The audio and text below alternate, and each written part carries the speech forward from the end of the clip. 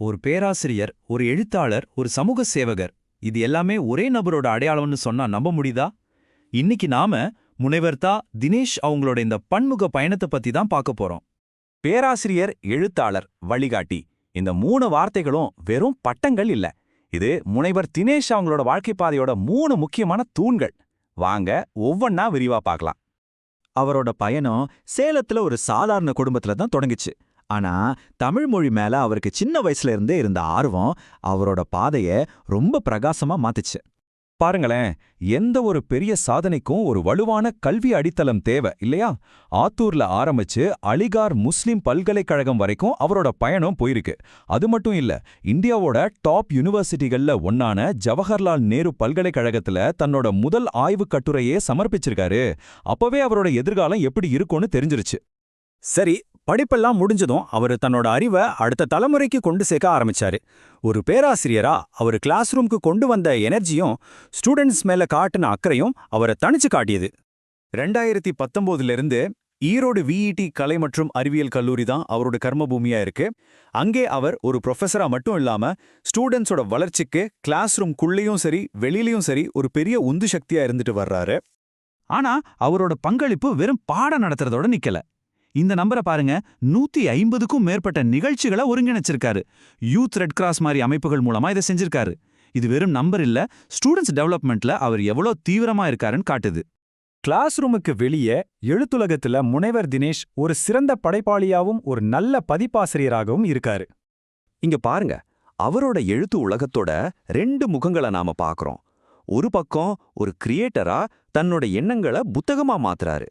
இன்னொரு பக்கம் ஒரு எடிட்டரா மத்த திறமையாளர்களோட குரலுக்கு ஒரு வடிவம் கொடுக்கறாரு. நம்பர்ஸே இதுக்கு சாட்சி. 4 புத்தகங்களை அவரே எழுதியிருக்காரு. 8 புத்தகங்களுக்கு பதிப்பாசிரியராயிருந்து மத்தவங்களோட படைப்புகளை உலகத்துக்கு கொண்டு வந்திருக்காரு. இதுதான் எழுத்துத் துறையில அவரோட மல்டி டாஸ்கிங். ஒருவேளை அவரோட மிக முக்கியமான பங்களிப்பு எதுன்னா, அவர் எழுதுறது மட்டும் இல்ல, அடுத்த தலைமுறை எழுத்தாளர்களை உருவாக்குறதுதான்னு சொல்லலாம். இது ஒரு முக்கியமான கேள்வி எழுப்புது இல்லையா? ஒரு நல்ல டீச்சரோட உண்மையான வெற்றி எதுல இருக்கு? அவர் பாடம் நடத்துறதுல மட்டும்தானா? அந்த கேள்விக்கான பதில் இதோ இங்கே இருக்கு. ஒரு ஆசிரியர் தனக்கப்புறம் பல படைப்பாளிகளை உருவாக்குறது தான் உண்மையான வெற்றி. முனைவர் தினேஷ் தன்னோட ஸ்டூடெண்ட்ஸை கைட் பண்ணி 8 புத்தகங்களை வெளியிட வச்சது மூலமா அதை நிரூபிச்சிருக்காரு. அவரோட வழிகாட்டுதல் அதோட நிக்கல. கவிதை, பேச்சு போட்டி, விவாதம்னு பல போட்டிகள்ல ஸ்டூடெண்ட்ஸை கலந்துக்க வச்சு அவங்களுக்காக 55 விருதுகளையும் வாங்கி வந்திருக்காரு. சரி, படிப்பு, இலக்கியம் இதெல்லாம் ஒரு பக்கம் இருக்கட்டும். அவரோட அர்ப்பணிப்போட இன்னொரு பரிமாணத்தை இப்ப நாம பார்க்க போறோம். அதுதான் சமூக சேவை. இது அவரோட தாக்கத்தை கிளாஸ் ரூமுக்கு வெளியேயும் கொண்டு போகுது. வார்த்தைகளை விட செயல்கள் தானே அதிகமா பேசும்.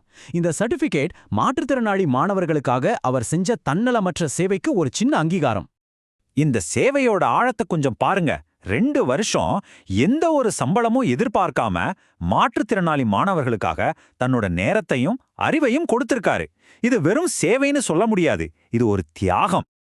இந்த மாதிரி ஒரு அர்ப்பணிப்பு கவனிக்கப்படாம போகுமா? சிறந்த இரத்த தான கொடையாளரிலிருந்து சிறந்த தன்னார்வலர் வரைக்கும் சமூகம் தன்னோட நன்றிய பல விருதுகள் மூலமா அவருக்கு தெரியப்படுத்திருக்கு. சோ இதெல்லாம் சேர்த்து பார்க்கும்போது நமக்கு என்ன தெரியுதுன்னா, ஒரு தொடர்ச்சியான, ஒரு பரந்த அளவிலான தாக்கத்தோட ஒரு முழுமையான சித்திரம் நமக்கு கிடைக்குது. இந்த நம்பர்ஸ் எல்லாம் வெறும் புள்ளி விவரங்கள் கிடையாது. 25 ஆய்வுக் கட்டுரைகள், 150க்கு மேற்பட்ட நிகழ்ச்சிகள், 55 ஸ்டூடெண்ட் அவார்ட்ஸ். இது ஒவ்வொன்றும் அவரோட அர்ப்பணிப்புக்கும் உழைப்புக்கும் அவர் ஏற்படுத்தின தாக்கத்துக்கும் ஒரு சாட்சி. அவரோட பங்களிப்புக்கான அங்கீகாரம் இன்னைக்கும் தொடர்ந்துகிட்டு தான் இருக்கு. 2023 வாங்கின இந்த செந்தமிழ் ஆய்வுச் சுடரொளி விருது அவரோட பயணம் இன்னும் முடியல, அது தொடருதுங்கிறதுக்கான ஒரு அடையாளம். அப்போ நாம கடைசியா யோசிக்க வேண்டிய விஷயம் இதுதான்.